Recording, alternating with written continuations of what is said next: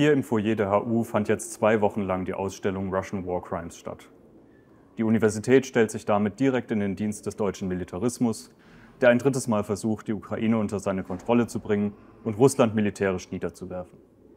Die Ausstellung hat keinen wissenschaftlichen Wert, sondern zielt einzig und allein darauf ab, die russische Seite zu dämonisieren. Sie ist keine Antikriegsausstellung, sondern eine Pro-Kriegsausstellung, die Unterstützung für die weitere Eskalation dieses schrecklichen Krieges erzeugen soll. Der ukrainische Multimilliardär Viktor Pintschuk, der die Ausstellung sponsert, und HU-Präsidentin Julia von Blumenthal haben das bei der Eröffnungsveranstaltung offen ausgesprochen. Es geht darum, der abnehmenden Unterstützung für Waffenlieferungen entgegenzuwirken und mehr und viel schneller Waffen an das ukrainische Militär zu liefern. Die Bilder stehen in der schlimmsten Tradition der Gräuelpropaganda.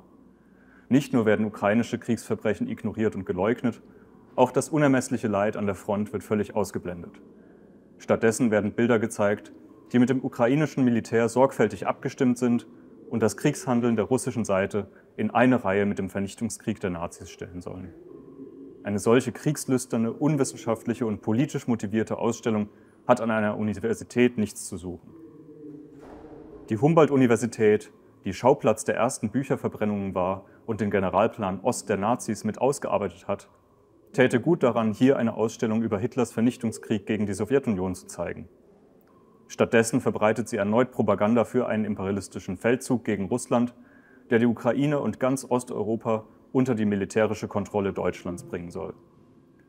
Nachdem die NATO-Mächte den Konflikt über Jahre hinweg bewusst herbeigeführt und vorangetrieben haben, betrachten die deutschen Eliten Putins reaktionären Einmarsch in die Ukraine jetzt als willkommene Gelegenheit, ihre geostrategischen Ziele zu verwirklichen. Sogar einen Atomkrieg gegen Russland nehmen sie dabei in Kauf. Diese wahnsinnigen Kriegs- und Großmachtpläne wurden hier an der Humboldt-Universität ideologisch vorbereitet. Hier erklärten Professoren, dass Deutschland Zuchtmeister Europas werden soll und dass dafür die Geschichte des Ersten und Zweiten Weltkriegs umgeschrieben werden muss. Professor Jörg Baborowski, ein führender Ideologe der extremen Rechten, behauptete sogar, dass Hitler nicht grausam gewesen sei und nichts von Auschwitz habe wissen wollen. Er wird dabei von der Unileitung vollständig unterstützt, selbst als er einen unserer Stupa-Abgeordneten tätlich angriff. Die International Youth and Students for Social Equality sind dieser Geschichtsfälschung von Anfang an entgegengetreten. Wir sagten, dass wir nicht zulassen werden, dass sich die Geschichte wiederholt und die Universitäten wieder zu Kaderschmieden des deutschen Militarismus gemacht werden. Dass diese Ausstellung hier inmitten der größten deutschen Aufrüstung seit dem Untergang der Nazidiktatur stattfindet, zeigt, wie weit dieser Prozess schon vorangeschritten ist.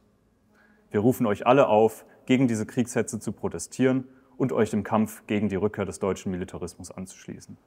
Macht mit bei den IYSSE.